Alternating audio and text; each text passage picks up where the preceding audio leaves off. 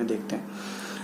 अब अगर हम यूरोप के प्रमुख देशों की बात करें, जिनका जिक्र मैंने पिछली क्लास में भी किया था, तो देशों को अगर हम जनसंख्या और क्षेत्रफल के आधार पर देखें तो जनसंख्या के आधार पर हमारा जर्मनी, यूके, फ्रांस और स्कैंडिनेवियन कंट्रीज़, इटली आदि प्रमुख देश हैं, जो कि पोलैंड, ये जनसंख्या के रूप में प्रमुख देशों में आते हैं। क्षेत्रफल के विस्तार की दृष्टि से देखें तो स्कैंडिनेवियन देशों का काफ़ी बड़ा क्षेत्रफल है।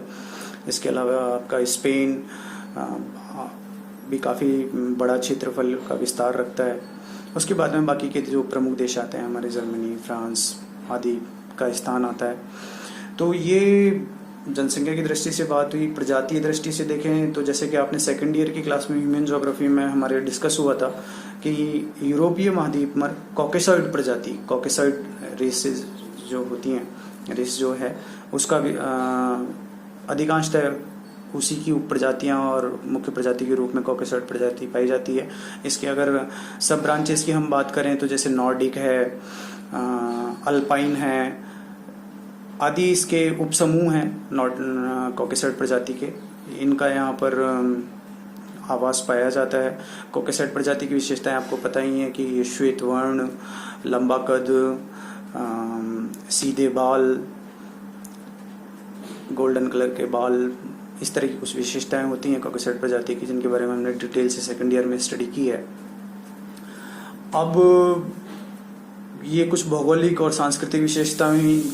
खनिज संसाधनों की दृष्टि से देखें हम तो यूरोप महाद्वीप एक समृद्ध महाद्वीप रहा है। प्रारंभ से ही औपनिवेशिक काल में देखें तो यूरोप महाद्वीप का वर्चस्व रहा है। वर्तमान में भी आर्थिक दृष्टि से, औद्योगिक दृष्टि से, तकनीकी दृष्टि से ये काफ़ी विकसित प्रदेश है। सांस्कृतिक विविधता यहाँ पाई जाती है और यूरोप महाद्वीप का अपना एक विश्व में एक वर्चस्व है। खनिज संसाधनों की हम बात कर रहे हैं तो खनिज संसाधनों में आप देखेंगे कि यहाँ कुछ मात्रा में हमारा पेट्रोलियम, गैस आदि भी पाए जाते हैं। जो नॉर्थ सी है, हमारा उत्तरी सागर है, इन क्षेत्रों में पेट्रोलियम आदि के काफ़ी अच्छे भंडार हैं। इसके अलावा जो स्कैंडिनेवियन प्रदेश है वहाँ पे लोह धात्विक खनिज काफ़ी मात्रा में पाए जाते हैं। हमारा आयरन हो गया।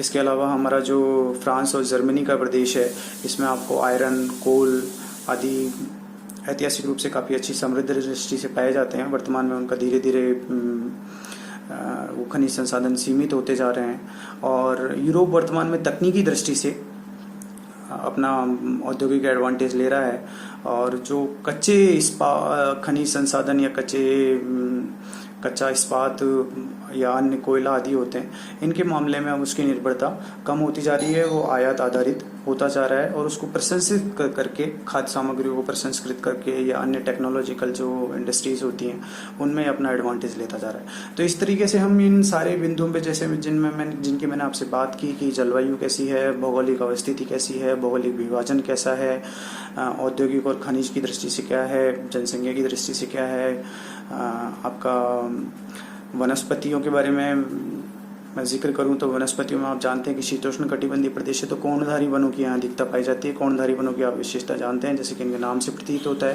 कि कोणधारी वन इस तरह के आपके वृक्षों की अधिकता पाई जाती है, ताकि क्योंकि वहाँ की जलवायु ऐसी है, वहाँ के हिमपात होता है, तो कोणधारी वन वहाँ के एक जो क्लाइमेटिक अडेप्टेशन होता है, एनवायरमेंटल अडेप्टेशन होता है, उसमें डल चुके हैं। वर्तमान में जलवायु परिवर्तन का प्रभाव भी यूरोप पे काफ़ी पड़ रहा है। ठंडे प्रदेशों पर जलवायु परिवर्तन का प्रभाव अधिक पड़ता है। तो इस तरह से इन बिंदुओं के बारे में हमने आपसे चर्चा की। अगली क्लास में हम एक एक विशेषता पर आगे बढ़ते जाएंगे। धन्यवाद।